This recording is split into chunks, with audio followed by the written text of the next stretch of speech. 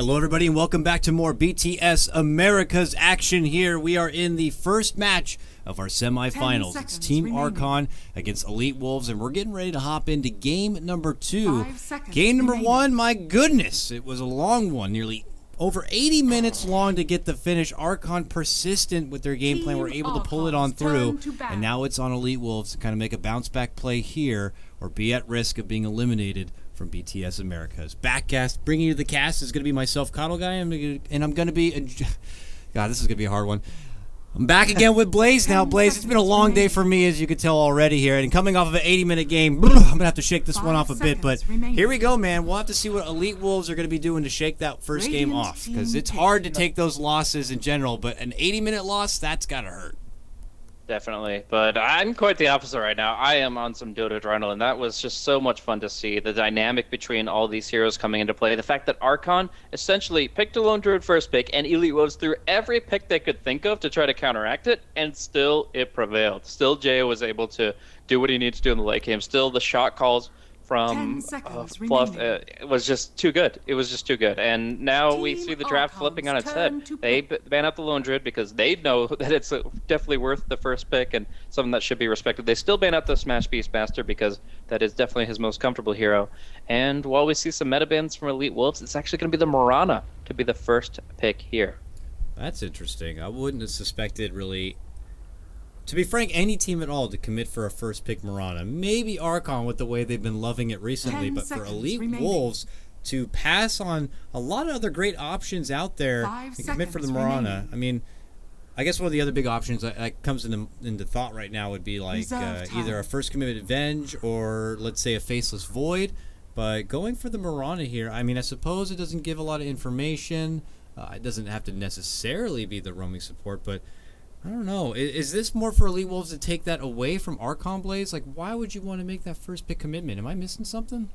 It's because they know that Whitebeard would be picking it up if they had the chance. So this pairing would absolutely include a Mirana if E.Wolves didn't grab it for first. So they feel like they are pretty confident on their Mirana. They have picked it up twice already in this tournament. They've picked it up 5 times this past week.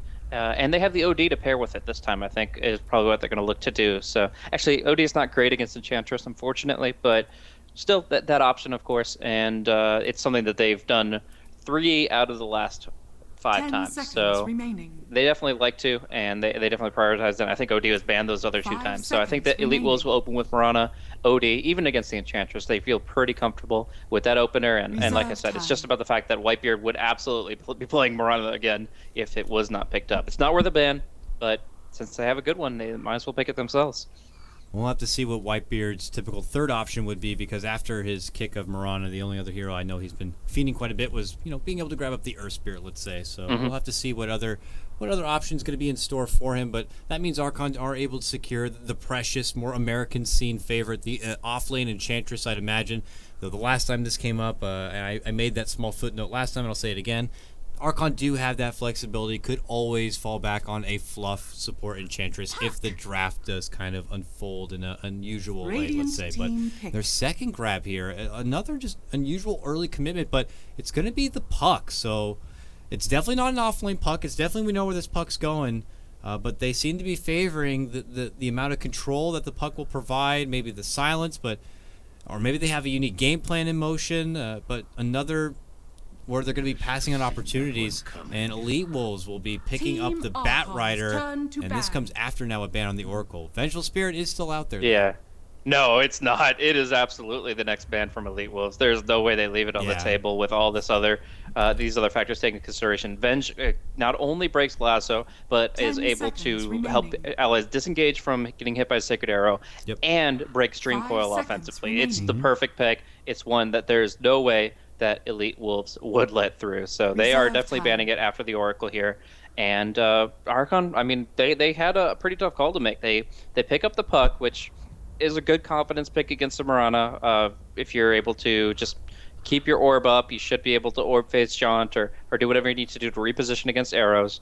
And beyond that, it's going to enable them to, use very effectively Monkeys Forever team fight style to set up them up for success. I mean, the Enchantress can dish out a lot of damage. I expect Moo to be taking it to the offlane, although, like you said, they have backup plans. And from there, like even level 1 impetus, when the Puck sets up a Dream Coil and you've got an Enchantress with a full mana bar, that's definitely a kill and probably a one fight.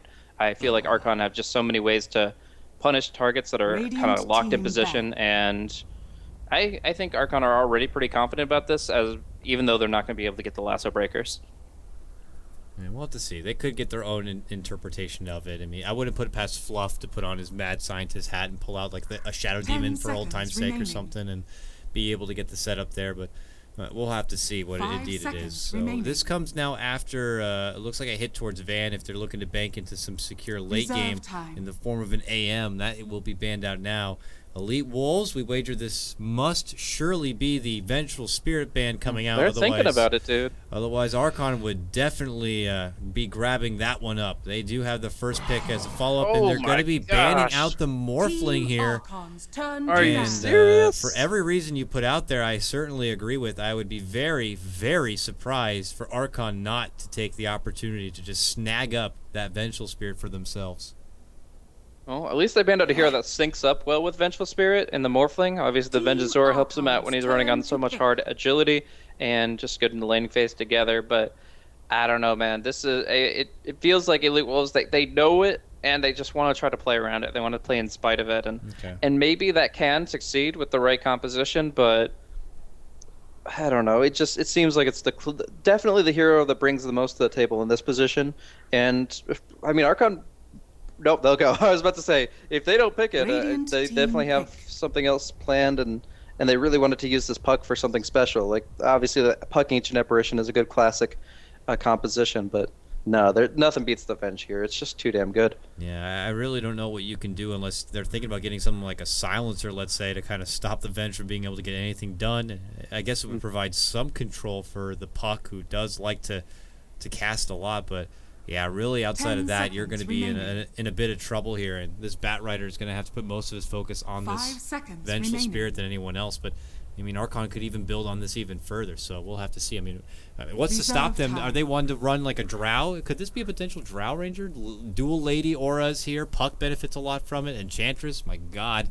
We'll get more with her even range damage there. That would be an interesting sight, though. I know typically... going against a Batrider who's such a great gap closer, that would be a bit of a no-no, but you've just secured the Vengeful Spirit for yourself. We'll have to see.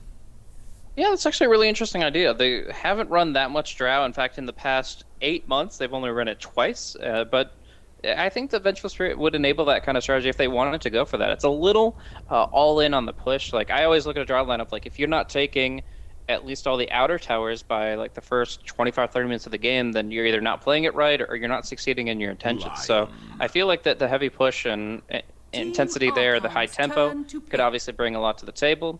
But there are so many really good melee carries already in the pool still. Like, they could go back to the PA and close distance that way. They can get a Slark and just be right on top of you that way. Lycanthrope, not great against Puck necessarily, but still great in general, and great against Enchantress too. Yeah. So I feel in general like you can go for the Drow, but you leave a lot of counterplay and counterpick potential here for Elite Wolves. They could, we'll see. They don't get the benefit from the 5th pick, unfortunately. And okay, along the way, they're going to be stepping off and grabbing up the Lifestealer here as probably a solid response to something like the Lion, who offers a lot of lockdown. Now that would be shrugged off. You have the quick rage reaction to avoid an incoming arrow from the side lane.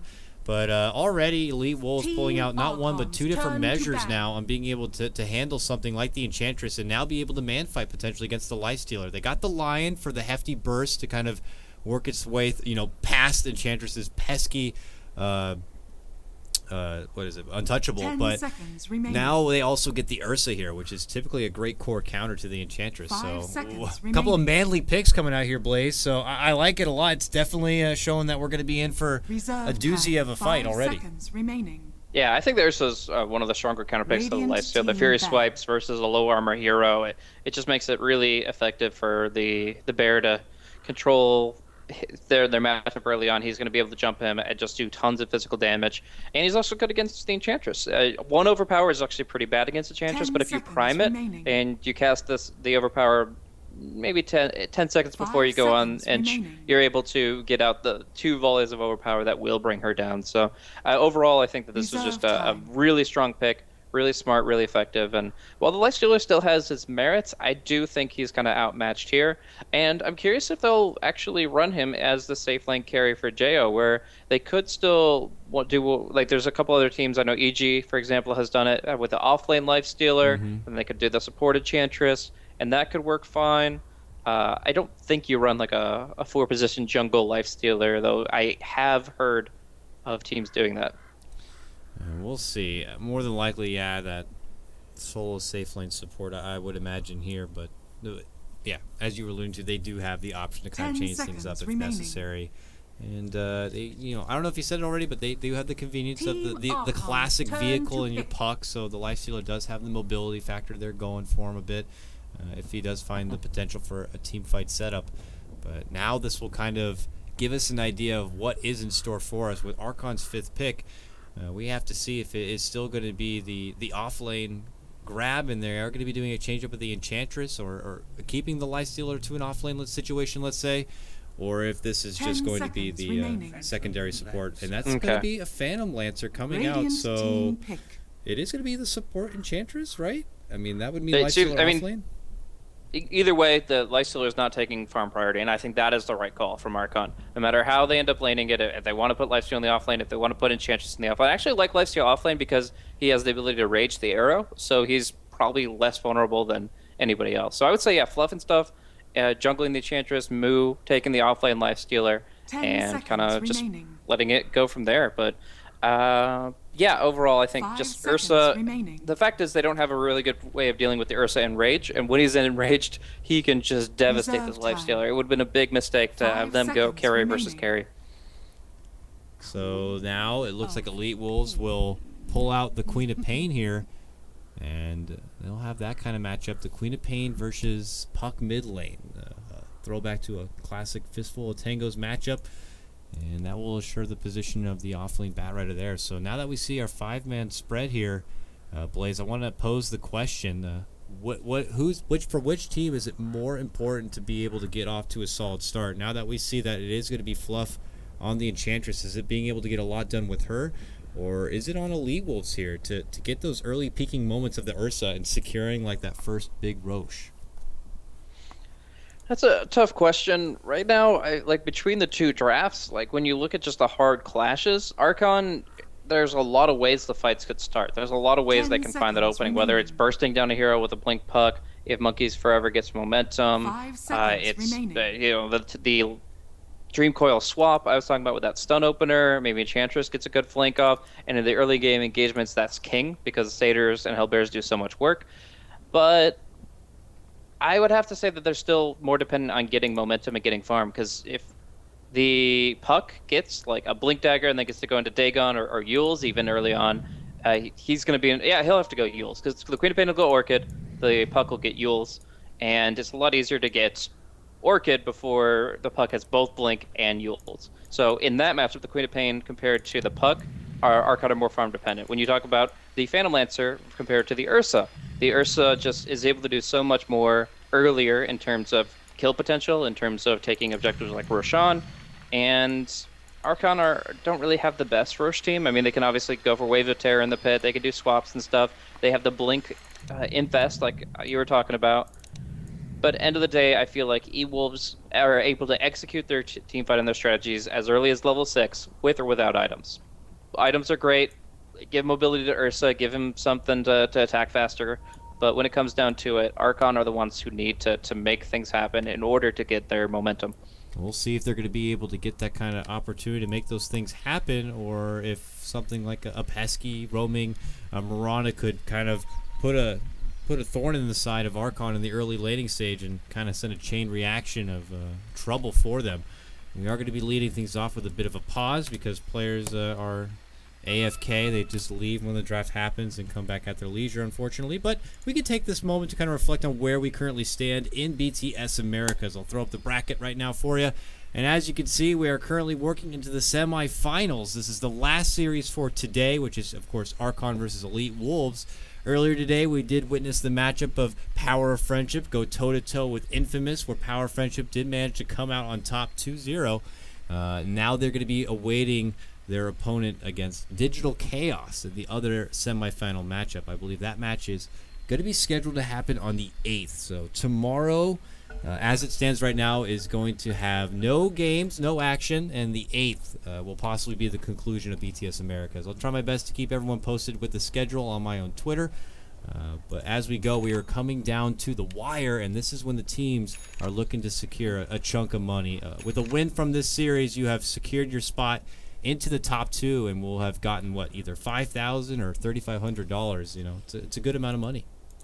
It definitely is, and it's not much time investment either. To get 10K in the scene 2-3 years ago, you'd have to play for 2, maybe 3 months straight in a tournament. This is a week-long tournament, just beyond, and that's a pretty awesome cash prize for that. And of course, the fact that it starts with the Face It Open qualifiers makes it so that anybody can get involved and anybody can test their merit, their might against some of the tougher teams. So I think it's just overall really, really cool, and I'm glad there's more and more of it as time goes by, and there's nothing big going on right now, so might as well. But look at this formation here for the Archon. They've just got like the pose. They are actually, I bet they're in showcase view right now. They are straight up posing for the camera with their 4 heroes on the high ground. They look pretty baller. I am actually going to do them the justice here and put them into showcase view so we can get the nice profile set up here. Oh, get out of my camera here, vengeful spirit. Just Jesus Christ. Okay, we'll back up right now, and you can see there's going to be no early aggression, but there is going to be possibly a lot of attention towards the bottom rune. Van steps in first, and Evo says, I'm ready for a level 1 fight, and he can't get off the Earthshock yet, but there's going to be a nice stun setup, and that means Monkeys is going to be going down with the help of the arrow coming out from Masoku. Off to the races we go, and it's going to be E.Wolves who will pick up the first blood. And 2 bounty runes. Perfect start from E.Wolves. They are able to get so much out of this. It's going to be Queen of Pain, 132 experience versus 0 as the puck gets first blooded, and who buys the TP scroll as well. It is going to be Whitebeard who has to dish out the cash. So yeah, it's going to, I like the idea of forming down on this bottom lane for Archon. They can still have Fluff in the enemy jungle, and then they can force a 1v1 up top. I think that's a really smart lane formation, but end of the day, it's still so much going to E.Wolves just from the first blood. Oh God. Whoa. Yeah, Mystico got himself into a pickle here, but he's going to get the stun off. He still will get dropped. He was trying to go in deep. He knew that Fluff was, I guess, working with that little camp there, but Fluff was happy to turn around and use his enchant onto him, slowed him down, got out some easy pot shots. Close by was Whitebeard, and they just kind of forced him down into Deathman's Alley, and just as fast as they lost first blood, Archon will be able to get a kill their way.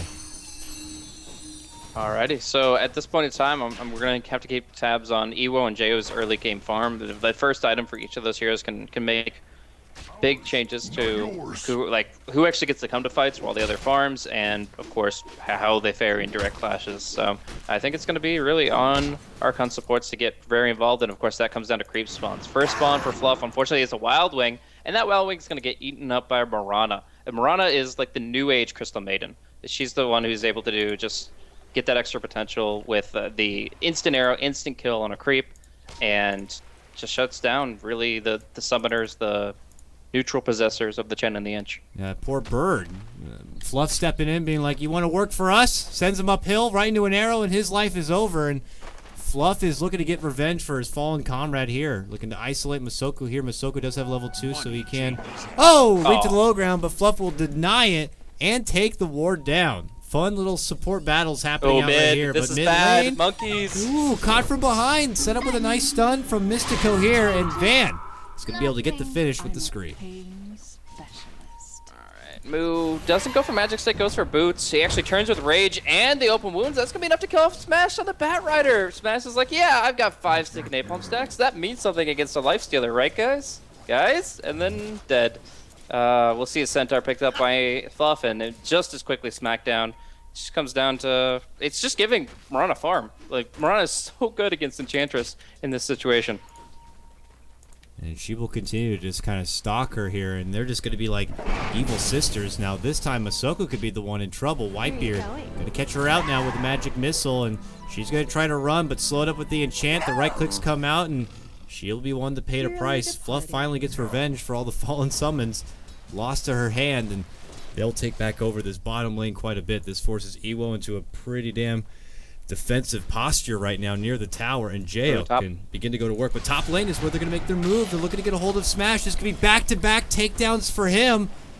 If Moo is able to have his way, but Moo is not going to be able to get it done, and after his rage does conclude, he's looking to hightail it the hell out of here. Can't eat his way through the tree. Finally will be able to make his way through. Pops the wand, but eventually will be burnt up to a crisp. I'm very surprised he didn't just rage and run there. I think he definitely could have gotten away. The Hex Earth Spike was not chained up perfectly, so the Lion missing that stun enables Lifesteal to slip through, but he actually thought he could fight it, thought he had the better end of it, even 1v2. And while the Magic Stick gives him so much, because he's always going to have both spells against the Batrider, that was definitely a fleeing situation, not a fighting one. Oh, wait, Masoku can't run?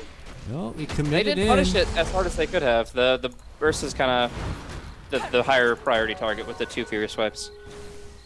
He's pretty low now. He'll hide out behind the tower, but you bet this creep's going to come in with a boom! Sonic Wave, but as it hits Where's your arrow now, Marana? She has no arrow to cancel this creep, and the creep goes in and starts battering her down. Whitebeard's in there, gets it with the wave, tries to get a twofer with it, will do so as he connects it onto E.Wolves, but E.Wolves looks like he'll be able to step back, but Whitebeard's coming in. The shockwave's going to hit. E.Wolves got to get the hell out of here, but he has nowhere to run. Eat a tango or do something. He's going to try to find his way into a little bit of a pocket here, and he has no mana for the TP. Eventually, again, he'll be hit with another shockwave, and he will get taken down. Jo's going to be picking up that kill, and Archon moving up and ahead now, 6-3. So really solid from top and bottom lanes. Minor mistakes here and there, but overall, like, Archon are definitely dominating this laning stage. You look at the CS, Queen of Pain, of course, doing really well against the puck. In fact, wow, she's doing 10-5 over the puck. Van is just doing so good. Like, I know that it's an entire team effort, but a big part of that 17 win streak, which unfortunately was just ended, really comes down to just how well Van is executed. He will kill a Cory, he will kill a puck. Level 1 phase shift won't be long enough to just suppress the Sonic Wave. Bottom lane, they make the move for Evo now. A magic missile is going to be let in, and they're going to have to quickly pull out and walk away. Just stepped away, unfortunately, from that mid lane, and then as I heard the Sonic Wave, I caught back for the very back end of it here, and Van makes good use of that ulti debut. And now he gets the best out of the lane before he's going to be forced to step back and heal on up. Do you think for this particular game it's going to be straight to the Orchid for him here to be able to maintain control, or is it necessary for him to have to go with something like an early Ags? I don't think that's necessary whatsoever. The PL Illusions won't be tanky for a long time, so a Scream should do most of it. And most importantly, that Orchid is going to come out faster than the Lifestealer and the Puck have item-based answers to it. Oh no, Van did not. He just blinks blind. If you look at Radiant Vision, they had nothing beyond this line of Fog of War, and he just goes in anyways. Wow, that was just a disaster. He must have made just too many assumptions. Maybe they were going for a side pull on the bottom lane. Something was a miss because he did not expect that whatsoever. He definitely thought he had the free rune there, but is in for a rude awakening, and will probably have to take that as a lesson learned from this game out. Cannot trust anything that just happens to be off the map on the side of Archon there. So to their convenience, they'll be able to get the free Queen of Pain kill, and they go back into the grind of this bottom lane now, starting with contention by this side camp. Jo, who is now second in CS, 29-6 here. Going to be able to take over the camp. Top lane, we're actually going to be seeing Mystico taking some big hits here. Moo punishing him for all these ganks received, and although the line will get the Hex, Monkey Forever boops him on the nose. He'll go down, and now the Ursa is going to have to pop the Enrage. And as he makes his move here for Moo's going to be able to salve up and make it away from trouble as Van does jump in here. Van does not have his Sonic Wave, and he's already committed the Blink. He already went down once. He could be going down again. No, he's still alive and well. They're going to be able to finish off the Lifestealer, and boom, he is able to get the Blink off and avoids trouble. Ewo instead will be up in arms here with Monkeys, and Van narrowly escapes absolute disaster, losing his life. Not once, but twice. But yeah, they got the lasso catch on the fluff, bring him right under the tower. And he will be executed right then and there. Now, there was a kill on the Lifestealer prior to this one. It was the same time as the Sonic Wave came out on mid, so right now the Lifestealer is actually sitting at 1-3-1. A few too many missteps, I would say, up top, getting very aggressive here. And while it almost looked like it was going to work on the Lion, well, obviously it worked on the Lion, it almost looked like across the board it was going to work out really well for Archon. it's gotten turned against them, and that's just a few too many deaths. Now the kill score is 8-8, and as mentioned, I do feel that Archon are going to be more reliant on those big pickups. They're going to have 2 heroes that need to find an answer to the Queen of Pain Orchid, and of course they're just in general going to have to control the map before Roche becomes a factor for the Ursa. We'll have to see what kind of steps they're going to take towards that way here. E.Wolves now going to have his business in the top lane against the puck. It's an early smoke now coming out from Archon. They're going to be taking their little tomato into battle right now with Whitebeard by his side. They might look for a potential catch onto Ewo here, but Ewo knows, and we check over the vision here. A lot missing. He does not want to be at risk. Luckily for him, the creep wave is well under the tower, so he'll be able to work with that. But look who's sweeping in from behind. Fluff takes the longer road, but here comes Smash suddenly. He's got his blink timing right now. They make their move for Ewo. Smash not going to be able to blink because of the wave coming out from Whitebeard. He looks to turn, pops his ulti. Back and below, it's going to be Wave who gets the finish onto Monkeys Forever. Up and above, Mystico looking to finish up what he'd started. Ursa is going to be going down here, and now it's just between the two of them. We'll see. Yeah. Looks like Whitebeard trying to make it back. Roasted. He's got no mana to work with now. And now the Flame Break, but they got the finger. They even commit a lasso for that. Stacking ultimates, unfortunately, but they will be able to get the kill. Alright, so, I mean, overall the Archon dive has failed, but in the meantime, the Lifestealer and the Phantom Lancer do a great job pushing down bottom. He's got an Ancient Black Dragon, able to clear out the creep wave very quickly. And, of course, the PL just happy to push down on that tier 1 and get some free time to himself. So the PL actually profits from the overall destruction that occurred up top, but E.Wolves, even though they expended 1 ulti too many, are happy that they were able to get just the kill swing that much further forward. Great response from the Queen of Pain again. She blinks past everything just to get over to the puck and brings down her nemesis once again. This puck is already having a bad time, and it's even worse with an arrow hitting him up top, but the follow-through is just barely not going to be there as Monkey is able to pop his ulti, orb, phase, and jaunt away. He gets back under the tower right now. Smash going in deep in the paint to try to get the finish there, but they won't be able to get it. And as you said, not enough lockdown or damage to be able to finish off that catch from the arrow. One they probably weren't even expecting here. Masoku now not going to be able to leap away. Eventually will be burnt on down. And that is going to be a Mirana pick here. So Archon are able to grab that kill. This is still all the meanwhile here.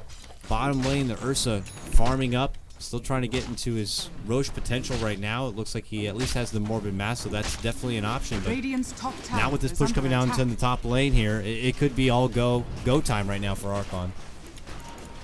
Whitebeard's committing pretty hard. He's got the swap, but there's the lasso, and we're actually going to be seeing the Batrider be punished more heavily for it. Yep, he quickly goes down here. Van, who already committed it, also going to get dropped. Lockdown from the Magic Missile, and now all of Elite Wolves looking to make a retreat here. Can they make it back and away? It doesn't look like it here. Slowed down, Mystico steps back. We'll try to get the stun off, but Moo will not be caught in it. He gets the right click in. He gets the double kill. Masoku tries to hide in the trees, but they quickly spot him out. Oh, it's Enchantress! Wow, he got the arrow off and actually hit it on the Enchantress. Fluff will actually be taken down as a response. That last death breath of an arrow.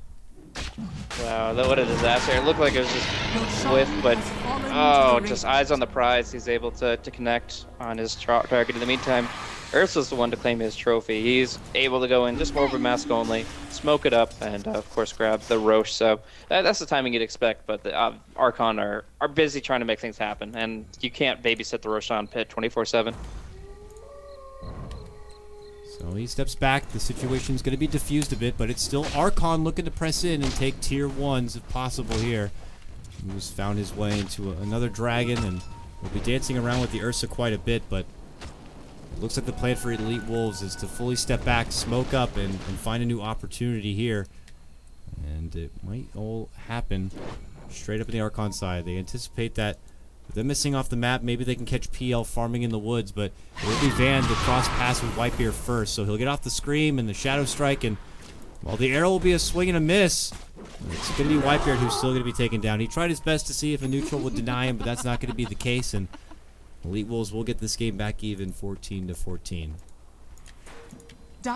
So Armlet is actually going to come out on the left side. Well, he may be just Ancient Black Dragon farming up quickly with this Fireball, he can cast 5 times. It's actually going to be him that ends up getting a pretty big ticket item here. If they have the control, if they have people locked in position, this Lifestealer could just go hard on a single target. But speaking of E.Wolves, we'll try to do that. It's a lot of fury, but there's going to be the lasso. They have the response. Smash is going to be there. Lasso's up and gets the takedown there. Now Moo's going to be forced to hop out. Looks to go for Smash. Moonlight Shadow's there, but it's not going to be enough to help. It looks like E.Wolves will be losing his Aegis now. And stuck between 4, I don't think there's going to be much of a response. Mystico will try to help, steps in with the stun. It allows the room for him to make it back and away, but looking to catch up Moo. Not going to have the damage to finish him off, and the rest of Elite Wolves will have to pull out. This time they will be able to make it away without losing any stragglers, it would appear. Radiant's middle tower is 2 for 2 and a buyback coming out from Jo here on Archon. They'll at least take a tier 1 for their efforts. Yeah, that's the unfortunate part, really, is the buyback, and hopefully they do take the tier 1. We're going to be seeing the respawn come out. They don't have the lasso, but they do have the finger, and that might just be enough to give them the confidence. Okay, it's going to be a siege creep eating the arrow. Yep, and now they quickly head down and away from trouble, but Smash is stalking Fluff right now, slowly burning him apart, and Mystico will be able to secure that one with the stun catch. And they keep continuing to be able to take one apart right now, but as far as objectives go, Archon do not secure the tier 1 and will be forced to double back and get back into the grind of farm when they can. Yeah, I think that buyback was extremely costly from Jo. If obviously didn't contribute enough to make it worth it. They didn't get the tower subsequently, and I mean that even if it is just going to be like 7 or it's going to be almost 500 gold extra for the buyback, it's just going to be one of those things where now he's always looking over his shoulder. Is he going to get ganked? He's always going to be behind, and he's always in catch-up mode, and that's going to be the truth for another 15 minutes. While Ursa's just about to hit his stride. Sure, he doesn't have Aegis, but he's got just the blink and rage, and that might be enough for him to at least feel confident jumping heroes like Enchantress and Venge. Lifestealer as well will have to play around him. Now, I didn't really get to acknowledge it till now, but Mystico is going straight Agnums on his Lion here. Don't see that very often. Usually straight to Blink to help with initiation. Hell, an Aether Lens maybe something, but he just wants to finger the hell out of Archon. Yeah, hopefully he has the mana pool to support it, but I mean, it is an answer to the Phantom Lancer in its own right. Usually you just see like a support go Ghost Scepter for a while and just try to survive until the Fusel Blade, and then just use stuns, blink initiate, try to go for pickoffs. Now this guy, he's like, screw it. Just screw them all and kill the entire Illusion army, and it's definitely going to be effective. I mean, there's going to be plenty of things that are grouped up. It'll eat that damage, and I have to say that while the damage in an AoE is really cool, and I think they buffed the area of effect to 300, yeah, but I think the biggest thing is just that cooldown. When you are level 16, that cooldown is 20 seconds. That makes Lion actually a high priority kill target. You have to take him out before he gets a second finger out. High priority kill target for now at least could be Van. Van's going to be quick to TP. And they can't close the gap to catch him out. They'll try now, but it's already going to be too late. Van's made his way back, and Archon will not be able to get the catch on that opportunity, but instead might look for new ones here towards the mid lane.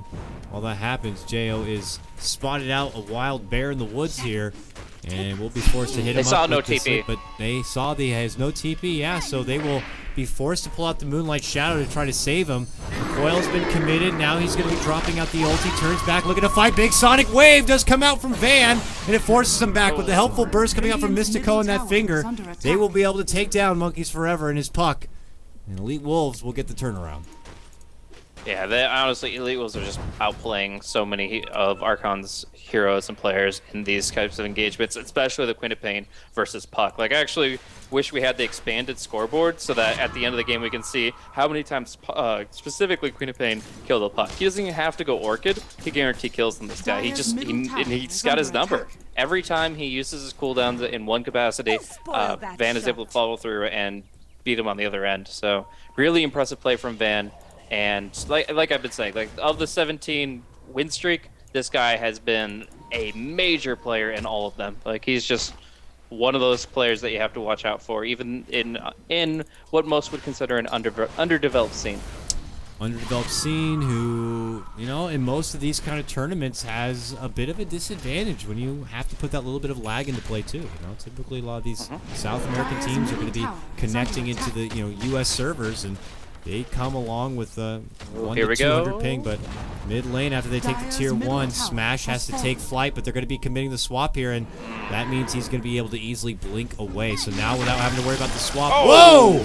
Boom! They just blow the hell up out of Ewo and Mystico, and they might be able to get the follow-up here onto Smash. He's able to fly up to the high ground right now, trying to find a little crevice to hide in, blinks his way up onto the pedestal here, but he's not going to be able to make it out. They got the vision, they got the damage, and he does get taken down. Geometry Sight given over from almost immediately from the Radiant to the Dire. Really strong pickup for Archon. I mean, sure, they banned out the Morphling. They took care of the possibility of Archon picking up a shotgun, but they forgot that Archon had brought the dynamite. That wombo combo of initiation is becoming more and more popular. As Puck has hit the metagame, so too has Lifestealer. He's good against Puck, he's good with Puck, and you just get these quick jumps, and suddenly people explode. The Waning Rift, preventing Enrage, the massive AoE damage here at level 11 for the Lifestealer. And remember, they didn't even have to hard commit for this Lifestealer pick. They fourth picked it, they threw it in the offlane, and it's still doing tremendous damage every fight. Radiant's bottom tower is under attack. Soku has spotted out a wild fluff here with the help of a ward. Will land the arrow, and Van is here to play. Boom! Screams her on down. Sonic Wave. It's going to be an easy support pick for them. Just continuing to kind of put Archon into a position where they might need to be a bit nervous when they're out there kind of farming up on their own. But at least they'll have the idea that there is vision nearby. They'll look to take care of that. E.Wolves will kind of use this moment to go back into the grind of farm. Yeah, I think they might accidentally anticipate a Northern Ward, though, and that's going to take both sentries. And oh, wait, they have a gem, right? Never mind. I guess that's not going to be that big a deal. But they're actually putting the gem in the fountain for now. They feel like they've got a good enough understanding of the map, but I'm sure that they got to juggle that around it and pull it out at least a little bit. They're going to go for the smoke first and foremost, and then worry about that second part later. They know Roche could be within the spawn range, so they want to go ahead and head off the Ursa before he gets an opportunity. Smash is first on the scene to scout it out, but as he blinks away, he gets caught up with the coil now. Moo's going to be popping out from the Puck, and they're going to be able to get the quick and easy pick onto Smash, and with him out of the picture, they can easily move in and get the finish on this Roche. It looks like it will come at a casual trade of a tier 1 top lane, but this is a heftier reward that Archon are going to be satisfied with, it looks like. So they move in. With this now, they could look to pick up their advantage quite a bit, Blaze. Is this a Aegis you want to be more proactive with, or is this more to stall out for their PL to kind of continue to, nurse up a bit? Dire's top tower is under attack. Archon have both options. I think when they feel favorable, when they know that they can get the jump, Dream Coil, and Lifestealer in, the PL will commit harder in the fights instead of like just staying around the periphery. But it's still, they want more items, they want more farm, and they're going to try to take advantage of it in either capacity. They'll be, I mean, he'll just be extra aggressive when the team makes the same offensive plays. I don't think this will signal them to just start, 5-man mid. But at the same time, I was skeptical about this pickup for Mystico, and now that it's complete, I just want to see how good it can be. I want it to succeed because it's just so fun, but at the same time, it just, like, you look at that and you're like, yeah, this guy's playing pretty pubby. I don't know.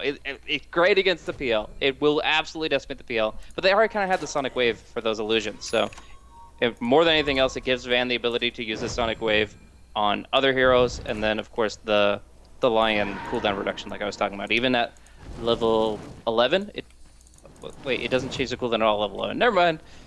Oh, no, okay, so it does, but it already overrode it, so I'll have to go look up what the old cooldown was. Either way, shorter cooldown, more damage, AoE. It's awesome.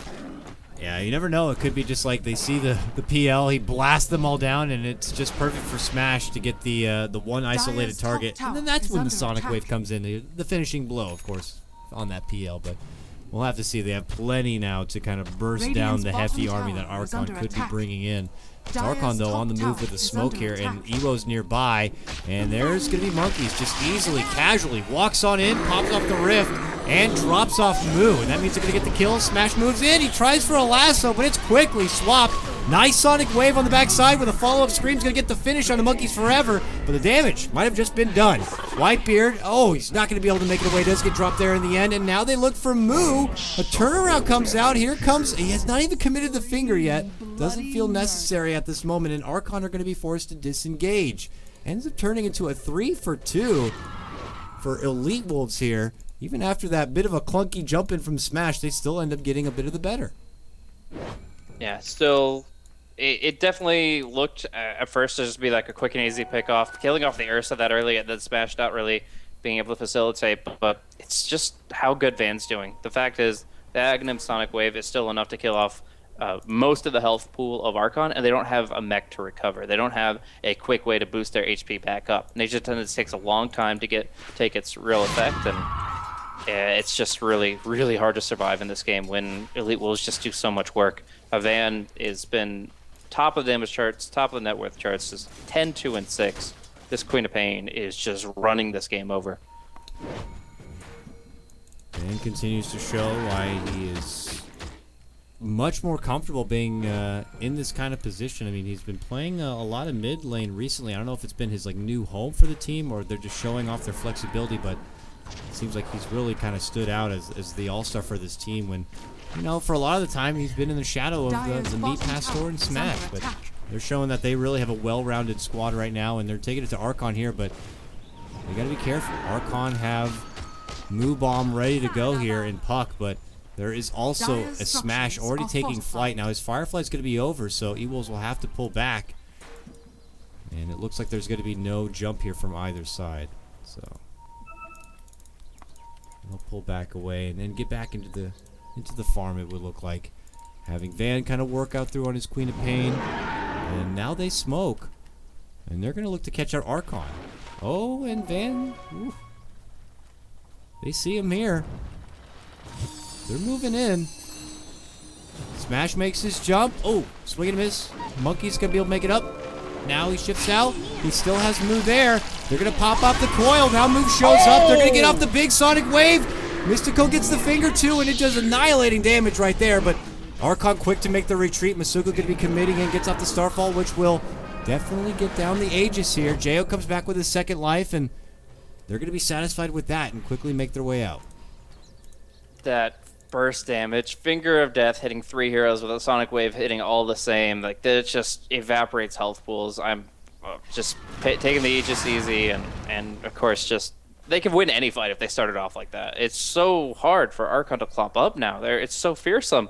This amount of damage is something that they won't have an answer for a long time. I mean, yeah, the Fluff and Stuff just picked up a Ghost Scepter to try to deal with the Ursa jumping with Overpower, but it doesn't actually take into account how the Finger of Death will just blow her apart anyways. This is scary. Archon always have to get the jump. And even like last time where they got the jump, the fight extended, and Van still did what he wanted to do. It's not working. And we're going to see more damage. Van is going to get level 16. That Sonic Wave is going to go from 440 pure to 555. And Archon, again, that's easily a third of each hero's health pool and half of some. More than half.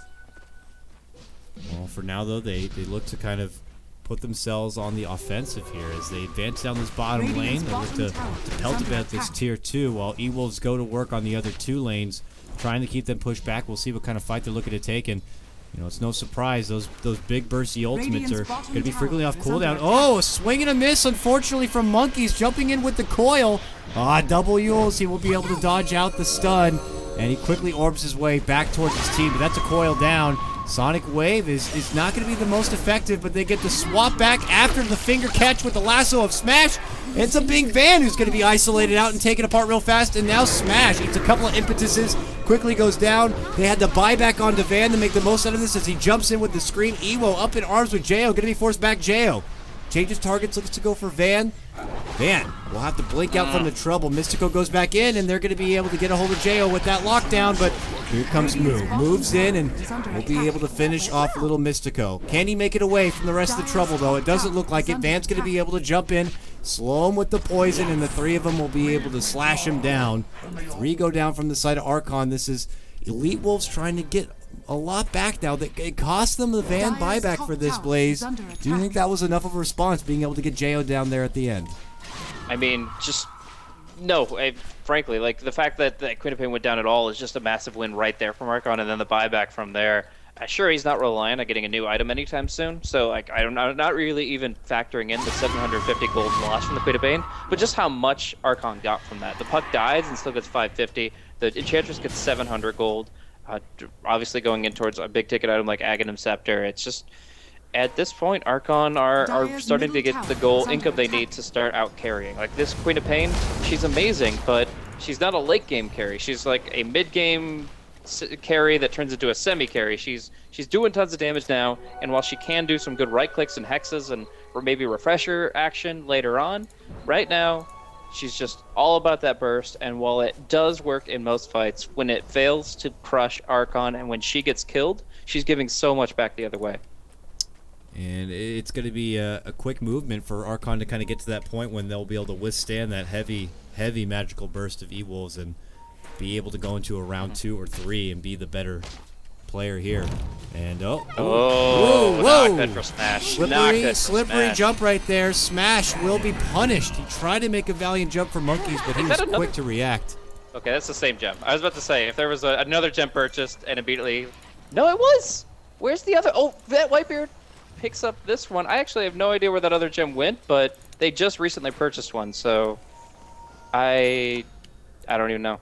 Yeah, that's Masoku's gem right there. The other one is missing in action, it looks like here. So, maybe somewhere on the floor. For right now, E.Wolves is going to have to work with what he feels is the safest place on the map towards up in the Archon side of things, because Archon looking to take their business down, back, and below, pushing out this bottom lane, and possibly looking to make a go at the Roche here soon. It is up and ready to play here. And Elite Wolves, now they're going to have Smash back, but they didn't really have much to respond at the time. We'll see what Archon can make out of this period. Alright, so they do have one gem on the courier and one on Whitebeard's Venge. Not really the ideal hero to have it on, just because you sometimes have to go for a suicidal swap, and then I guess just the distraction factor helps in the fight a little, where they're all scrambling to pick up a gem while there's combat going on. But for the most part, it's not good. Jump from bottom. It's an elite bomb, and Smash! He accidentally grabs up the creep instead. So now Lasso going to be down, but E.Wolves looking to make the most of it. Jump in, the swap back save will end up taking down Whitebeard. So that gem he just got is going to be handed right back over. Archon are quick to go on the retreat. Alright, so, I mean, it just takes back the death of the Bat Rider and turns it back the other way. Good jump there from Elite Wolves, and that, I mean, obviously that was in response to the Archon explosion, but still doing the best they can in that situation. Oh my gosh, are you serious, Lion? I don't know whether I love him or I hate him, because I'm going to see this in half my pubs, but Aghanim's into offering for Rush. He is going to have a 15-second cooldown Finger of Death. What an investment for 5 seconds. Might as well just go refresher. I don't even know. Like, carry Lion, MVP. I actually really love the response from Fluff, though. He's going to build Orchid, and he's just going to impetus the crap out of him. Just silence him, impetus him, and then Soulburn will finish him off. That's the plan, but of course he's got a lot of HP. Here comes Elite Wolves looking to go for a tier 1, but Archon have smoked up and put themselves into position. There's going to be a jump from Monkeys. He orbs on through, and he will make the jump from behind. He's going to catch up a 2-man coil. Moo as the special delivery going to be hopping out. They look to get at Mystico, and he will be going down without being able to get off all of that firepower. E.Wolves going to be the follow-up takedown as he tries to TP away. And now Moo is going to be on the prowl looking to hunt Lady Mirana here, but I don't think he's going to be able to get the catch. He's looking for it now. Can he get close enough? He's trying to. Can he get the open wounds? He's in range now. There it is. But Masoku's got the Force Staff. He's got 4 more seconds before he can make a leap. Nope, not happening. Gobbled on up. Moo will take that kill, and Archon will take that Roche. Yeah, this is just a really good execution of the J5. Every single engagement, Monkeys Forever starts it by blinking and silencing the Ursa. The fact that the Ursa can't panic and rage the second the fight starts allows them to get some good damage on him. They're able to play around it pretty well. Monkeys Forever playing cheeky, not going to go for the silence. Of course, there is a slow feels on Quap. But overall, their main objective, Roshan, taken away from Ursa. And for some reason, this is actually my first game seeing Impetus used against Roche, but it actually speeds it up a decent bit. Does leave him with no mana, but hey, there's a regen, and the Frog has blessed him this day. So they'll be able to get the extra Aegis. It's going to be snagged up there, it looks like, from Mr. Jo. And this will put Archon in a position where they can kind of dictate the pace of this game all the easier here. And you see situations like that, it's hard to not be discouraged if you're on the side of Elite Wolves. It looks to be a mad dash here for Mystico, trying to get the Octarine core here together for Ewo. What is he building up right now? He still holds his Morbid Mask, but he's got a Void Stone in his pocket here for now. So I don't know if this is for a future Lincoln's or something. Maybe a Sheep Stick? The Sheep Stick, probably. Yeah, I think Hex is just pretty much the best item. Like there are some games where Lincoln's is better, but this is not one of them. No. I think Lincoln's is just gonna, or the Sheep Stick is just gonna be too huge.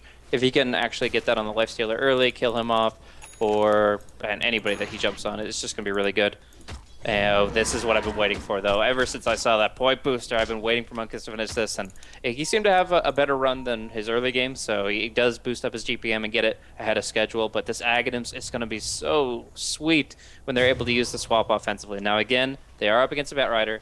The Batrider is still breaking the swap is still their priority, but if they're able to force, through whatever means, force out a hero into the lasso break, it's just going to stun for so long and make it very difficult for Elite Wolves to answer.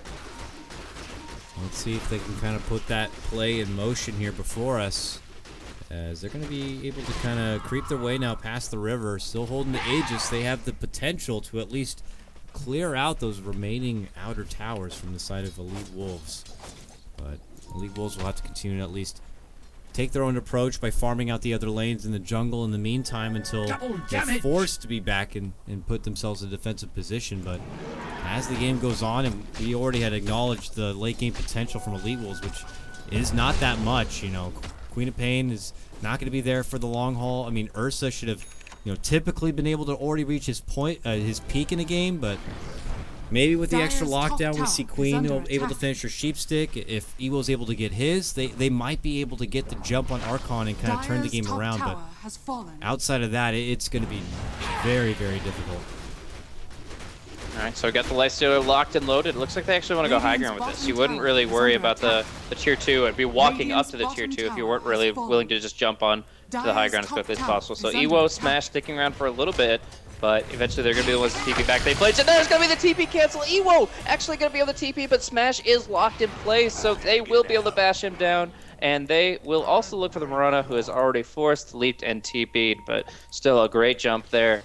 How much money is that coil? Oh, Fan jumping in, blinking in, taking some hits here. Not going to be able to burst him down, though, and he should be able to blink in time. Yeah, he's out. He's good. He'll even need a little defusal there at the end, but he gets himself away from trouble. And I don't know, how much is that worth? If they win this game, maybe like 1,000 or something. So it's not your million. I'd buy it for $1. It's at least that's a value buy right there for sure. But yeah. It's not enough to take Smash out of the picture totally here. He doesn't even have to commit for his buyback, and all will be well. If it was able to get a hold of Ewo, that would have been a much bigger, more clutch grab. But Ewo was quick to be able to get the TP off when there was no stun. So it's a good play from him. And now they're going to be looking for a potential setup here. Up and around the corner. They're going to be even committing the Moonlight Shadow for this. Where are they looking to strike here? They're going to be heading straight up north as Archon are actually heading down the mid lane. This is one hell of a long wraparound right now. It's going to take them a while to get back to where the action is. Radiant structures are fortified. They're looking in the jungle, but there's no one in the jungle, Blaze. They're pushing down mid lane. They got to get back there. I'm wondering if this flanking position actually offers them anything. There's a Dire Observer Ward right down the mid lane. It is expiring in a few seconds, but in the end, they're far weak, but they're not going to be able to get a surprise attack or anything. And right back up to top, the creeps are definitely pushing in heavily for Archon. That's going to give E.Wolves a little bit of time to rally, but I think that they actually have to force a fight soon. Like they can't just continue to lose their map and realize more and more that the Archon force is getting bigger and harder for them to fight against. They have to take a stand at some point, and I don't think you can wait for the Hex on Ewo. It's just taking a little bit too long. We'll see if they'll get that opportunity or not. Van is just stalking here. Fluff from behind. Him and Ewo are both looking for something. They're hoping to make a move, and if they can catch him from both fronts here, Smash on the front side, and Van and Ewo from the back, they might be able to catch him. Let's see what they do. Ewo just muscles in. They're going to be crossing past and make their move for Fluff, and they will get the Enchantress down first, committing him in the Sonic Wave for it, but now Monkey steps in.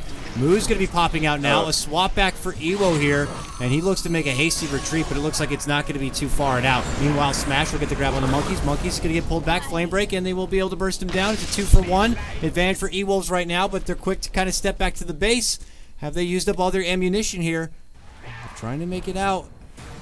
And it looks like they'll get forced down to the safety zone, and they'll be good for the 2-for-1. It looks like they have lost Evo though, but it's not enough to, I guess, convince Archon to be able to make an advancement forward. Yeah, so I mean that was a good jump. They timed it well against the Aegis, but the fact is the Ursa just was pretty useless in finding his target. But they synced it up. They picked up the puck on the front line thanks to the Avenge being preoccupied, and trading the Ursa's 9-second BKB and his life.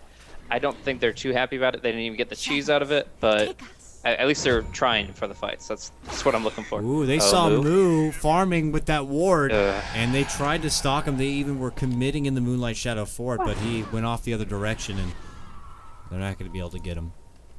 I gotta say, I'm really impressed with Moo's farm, though. Like, right now, they have not taken any barracks. They haven't taken any tier 3s, a couple of Roshans, but otherwise, with no Midas at all, 39 minutes, Moo has a really respectable set of items. SMY, Abyssal, Armlet, that's all you really need.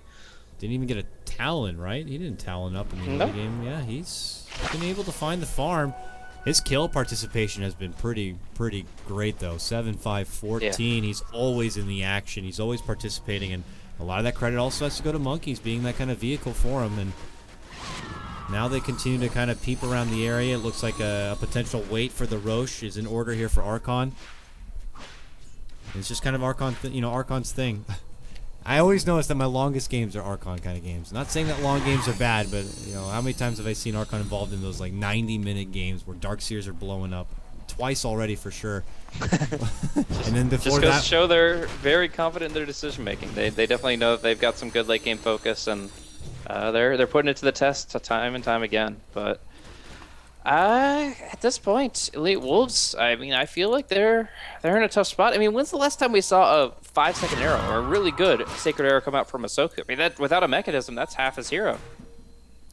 Yeah, right now it's just a force to help get away and get rid of wards. But without him being able to kind of go on the offensive, and right now it would be just shooting blind arrows where you don't even know where Archon are going to be. It's little to no effort here, especially from the Mirana. So they'll have to make up for it, but it's pressure on Elite Wolves to make a jump of some sort. If it's them being forced with their backs up against the walls, just doing your traditional high ground kind of a defense, I really don't see the situation going all too well for them. So they can stall out while they can. They got a Queen of Pain. They got freaking Lion Finger now at level 3. So every 20 seconds he could burst down a wave at ease. But we'll have to see what they're looking to stall out for, because it's Archon who are coming in potentially. Whitebeard. They have a gem. They see him. They're gonna hex him up. They got the stun. They got the finger. They got the kill. So now the line. Oh, actually, they're gonna go against him anyways. So if they can get the gem from Mirana, it'd be huge. But with the Moonlight TP, okay. They got it though. Lystra doesn't even have to leave. He's giving them true sight from within Puck's vehicle, like Satchel. you said, exterior. I don't know what it is. Yeah. Puck tries to make it go for Van, but not gonna get it accidentally. Will E.Wolves himself, unfortunately, but it's a clean getaway for Van, and more stall maneuvers here for Elite Wolves. I mean, they will get the benefit of the quick pick off on the Venge, but yeah, they did lose the gem, and now that bit of map control could be kind of unfortunately leaving their side. And it looks like the gem is on cooldown. Did they already buy a new one? No, I guess they're just going to be stuck in the dark here for a little while. That's their third gem they've purchased this game. Wow. 2 of them are on the Dire side. 1 of them is in the fountain. So 2 Dire heroes at the fountain. That's all 3 gems purchased by Elite Wolves, the team with the Mirana. And they lose them each and every time. It's Drug City right now for Elite Wolves here. They tried their best. They continue to catch up, and Lion really wants to get that first 5 seconds. Yeah. And he really, like, even when he completes the Soul Booster, like, even then he needs really badly to get the Mantle of Intelligence, because not Mantle of Intelligence, the staff, Mystic Staff. I'm like, there we go. Thank you very much, Dakota. But Mystic Staff, because his mana pool is actually pretty horrible. Like 625, doubling that up, you can cast Finger twice, but that's if like you're either using mana drain a bunch in the fight or you're not casting anything else. Yeah, it's better. And other than that, I don't think there's really arcane boots. There is on Mirana, so it also stay close to the Mirana, I guess, could help out a bit. But here we'll see a move at the Roche here. It could be the last Roche of the game. We'll see. Oh, jump swing miss from Monkeys. Try to get the catch. Oh, and they're going to take that top. To blink out. Now they're making it go for the Roche, but there's already trouble. Yeah, coming out of the top lane. Commitment in. The bomb is going to be committed, but as Van looks to get the pick on Monkeys, Moo makes his move for Mystico, but help is on the way, and they will quickly take down the puck. Moo is out for 80 seconds without a buyback. Back at the pit, they can't finish the Roche. They get it down to half of its life. Whitebeard able to barely teep away right in front of Masoku. And now Elite Wolves are going to be getting the tier 3 down. They could themselves maybe make a move back for the Roche. I mean, E.Wolves heading there now.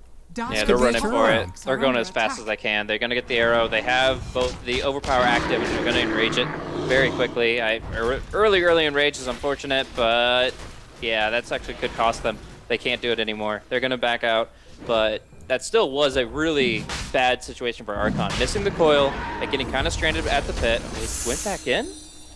Oh my, this could be an easy Venge swap if he just goes in. Blake step in, and look to silence it up, and he takes it for himself. Oh, E.Wolves gonna be heartbroken on this one.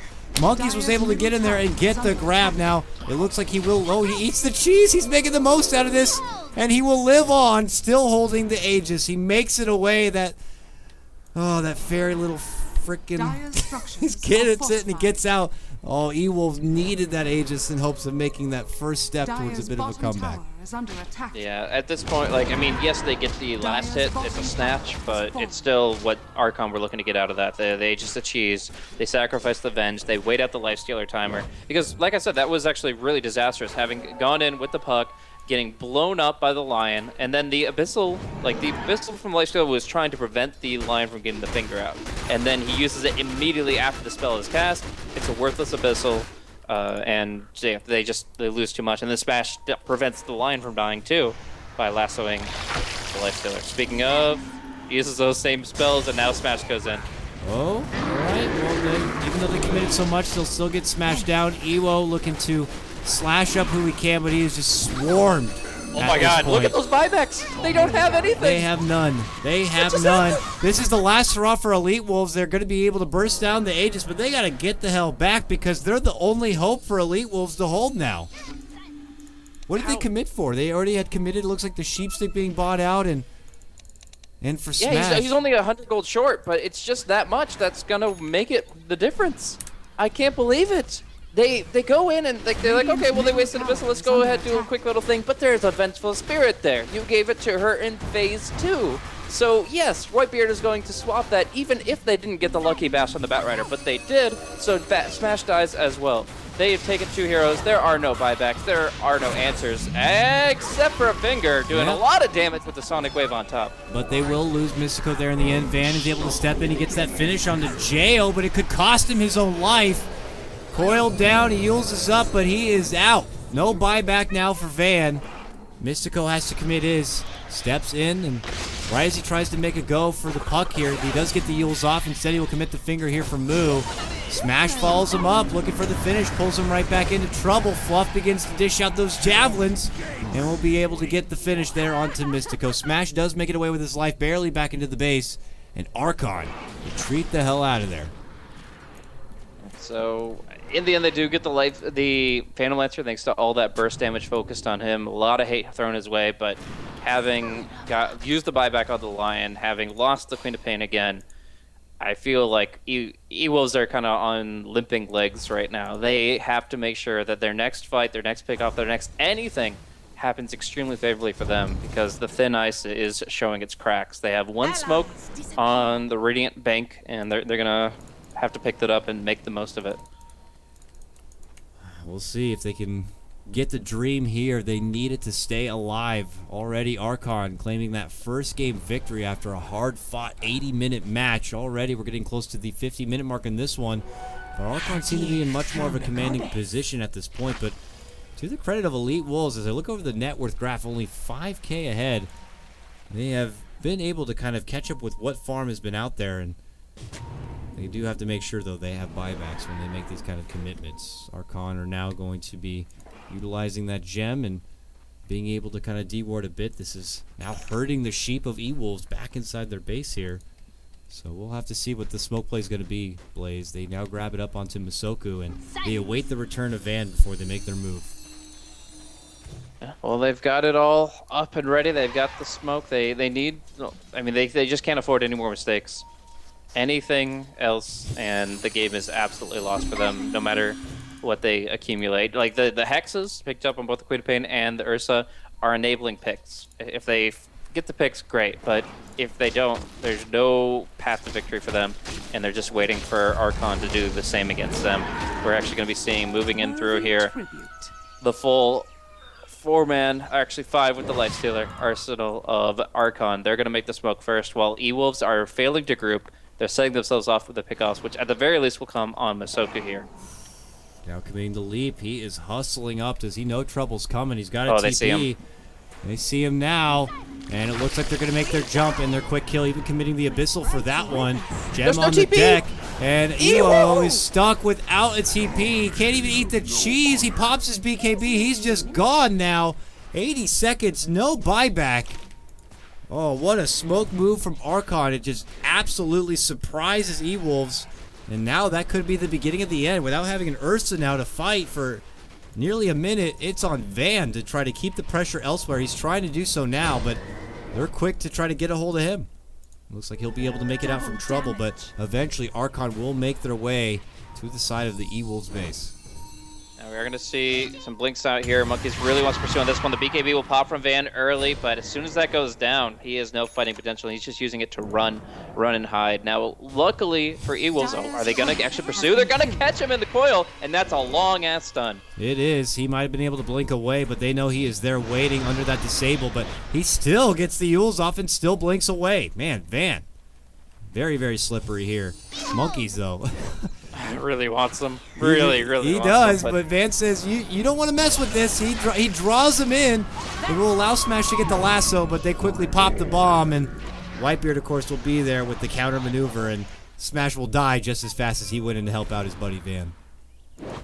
An arrow! Wow! They get the catch. Masuka's like, I'll take that kill. He slides right in, and he might lose his own life for it, but he gets it.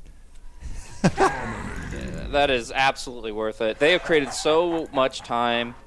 Like, first of all, they were really lucky that all the creep waves were pushed out. They AoE clear from Van, for example. It's been allowing them to just keep the creep waves down, and all the lanes were pushed out. But self-heals, Queen of Pain should be fine unless they commit too hard. But right now, it's just they got the pick off on the puck, and the initiation for Archon is quite limited. So that was all they needed to, again, reset everything and kind of go back to the drawing board, because they're kind of still in the same situation, just with one more Roshan that much closer.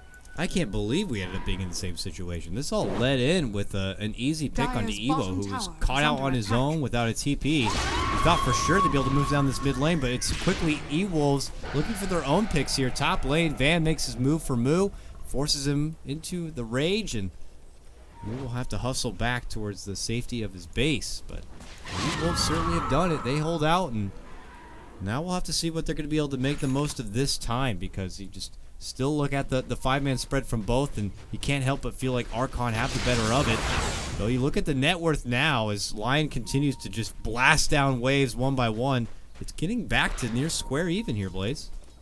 Yeah, just as these kills go back and forth, and while these pickoffs, every time Archon gets the pickoff, it feels so much more impactful because there's no buyback behind the Elite Wolves and that particular hero. In the end, it's still just gold being traded back and forth until tier 3s and racks are being traded. So as it stands right now, that's actually a very interesting smoke, a 3-man smoke. They're not even showing the other 2 heroes, so it's not with a bait plan, but they know where they want to be. They know if they can find a big carry pickup in the jungle, they can go back on Roshan. Aegis and cheese. They need to make this smoke count. This is like their only smoke, right? They don't get another one for 6 minutes, so they better make this do something. Smash is just like, I found Fluff. Jumps in, pulls back the little piece of venison, and will be able to get the kill. You got the deer. That's definitely something, but at the same time, I don't know if they absolutely have to have her for this fight. She won't buy back, and they're going to look to do something. If they have 2 hexes, the numbers advantage means more and more, but they just have to wait for those to cool down, and then Yeah, screw Roshan. They want to try to force everything. Right now, they're just forcing a buyback mode, but without a buyback, it's going to be a full-on fight. Oh, they make their jump for Jo. Moo's going to go ahead and pop himself out as Coil is also going to be committed here, but they pop their BKBs and they hustle on in. They're going to get the first kill on the Jo, which will force his buyback, and E.Wolves are going to be satisfied with that one, so they quickly look to turn and run. Van, though, going to be the one potentially left behind. There's going to be the E.Wolves. Can he blink away? No. Silence is going to be there, and that means he can't make it out. He's down, and, well, it's going to be 100 seconds. Does have a buyback. Elite Wolves get the buyback there from Jo. They will be losing their precious Van in exchange. And they quick to hustle back. Every time he just tries to bail himself out with that E.Wolves, and 90% of the time it's worked, but in this case, they had just one more trick up their sleeve. And at this point now, Roshan's up, and I don't think there's any way E.Wolves actually can go for it. Which means like Aegis once again up. Right now, Gil still has this free slot, so I guess he'll be the one to pick it. Oh, big jump for Monkeys at the top lane. They look to get him down, but he's able to run away from trouble. Gets back, pops up the rip, the orb, gets the kill. That's a gem down. And he turns back for it, but they're making their move instead to look to get a hold of Ewo here. Ewo going to be Yulesed up right now, and he's going to be forced to BKB. Smash jumps in, intercepts Moo, grabs him up, and that means Ewo can go ahead and right-click him down. Mystico steps in, gets off the big finger, but it's still not enough to finish off Moo. Moo's going to be able to turn it right back around, gets Ewo down, also gets the kill on the Mystico, and now Smash is even going to be forced to hustle up and step away, and he's just being the space creator here with Monkeys because they were able to do the Roche as well. Now being picked up. Who grabbed it, though? Jo? Jo's got it. Jo. Oh, man. 4 go down from Elite Wolves. This might be the time finally for Archon.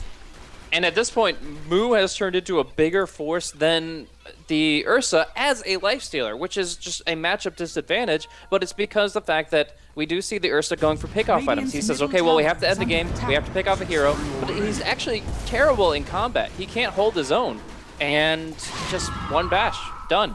Like, if Ursa had a butterfly right now, he could go up against everything, but because he's been focused on hex, pickoffs, and he goes for the hex, which, again, is not a bad thing. It plays to the team's needs. The team needs to find picks and then go in for just a all-in play on the throne. But because he isn't in carry mode, he actually just looks like a joke. The lifestealer is just able to go to town on him, and now he has to deal with all of them. All the carries are online, all of them are farmed, and at this point it's just going to be one more play, and E.Wolves either pull a massive upset fight after fight, or this is going to be the last one. Archon on the verge. They've already upset the huge win streak from E.Wolves in that last game, stopping them at 17 wins. Can they upset them by taking them out of BTS Americas altogether? With a win here, they will do it and secure a spot into the grand finals. And they're leading in to look to finish it off with the smoke play here. Masoku almost caught in trouble. He's going to be forced to leap back out, but they still spotted her. The wave is going to definitely secure the vision. The Force Staff to get up and over the high ground. But eventually they will get a hold of her, and they will pop her down. She's got 74 seconds. We'll have a buyback ready. And all the meanwhile, Van will push out the bottom lane and force Archon to continue to be stalled from, pushing past the river. Oh, they're going to go on Moo.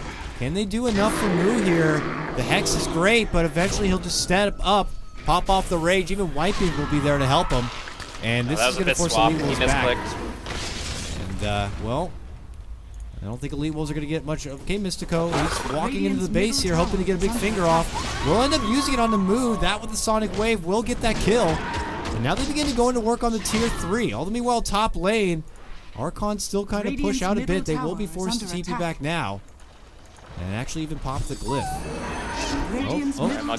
Oh, gets baited in. That could be a total disaster. Puck has no buyback. And now it's on the remaining 3. Lifestealer can buy back, but they're going to do everything they can to just fight it out as it stands. And there's still no buyback here for Jo, it looks like. He needs another 3 minutes nearly before he has it up, so he's going to be forced to play pretty damn cautiously. Moo still has a minute before he's up. Honestly, his Aegis covers the same time window as his buyback, so he still has 2 lives to work with. He just can't be fighting too far away from the base. Yeah, I'm sure their plan, though, for this Aegis wasn't be hoping to use it as a defensive, mechanism here. It's them going to be stuck a bit waiting for them to come back, and Elite Wolves have certainly not made it easy for them to try to even make an advancement towards any sort of high ground play. I mean, here we are nearly an hour into the game. How many times have we seen Archon kind of come out the better in these fights? But when we look at the damage they've been able to do inside the base, it's pretty much none at all, with the exception of a tier 3 in the mid lane. Dire's middle tower has fallen. I think that fight would have been a lot easier if the swap had hit the right target. He's just supposed to swap. Oh, Ursa going in hard. Whitebeard's already dead.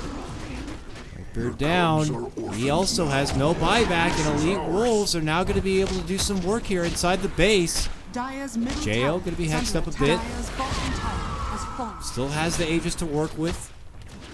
And it looks like Smash is going to be able to sidestep any sort of Spirit Lance here. Tier 3 slowly whittled down. Now they make their jump for Jo. They give him with the help of the Lotus from Fluff, but it will cost him, it looks like, potentially his first life. And it looks like Smash is going to step in, get the grab on the Moo, pull him back in. Sonic Wave is going to do a little bit of work, but Moo is still in great fighting shape. And will force them back from their push. And this Lion is like a Skywrath mage now. He cannot get enough mana just to keep spamming. He's completely out of mana, and he's got 2,400 mana to work with. So just that fact alone is showing something. But we're going to see the all-in item pickup. This should be... Oh, it's not even a buyout?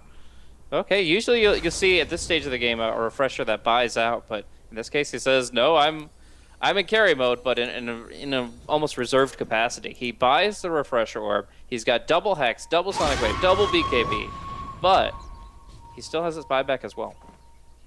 He is certainly loaded right now. Still sits at the top of the net worth, and not just by a little bit, nearly 10K, and still in front of the next closest on the side of Archon here, which includes a Lifestealer and the Phantom Lancers. So it's still just an impressive performance from Van, but can they get the win? They're going to get the pullback on the Fluff. Whitebeard gets the swap off, and they just put their focus onto him with the help of an arrow.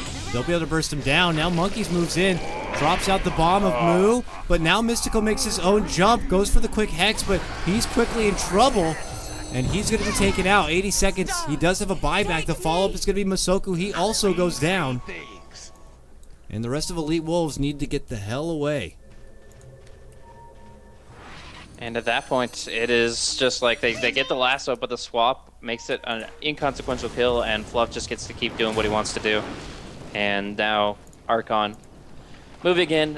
Again, they still are just looking at map control. They're not looking at base victory, but they are winning these fights, and they are continuing to build their advantage. Where if you look at the graph, it was up until this point that there was only a marginal advantage for Archon, but I feel like they're going to be able to expand that a little bit further.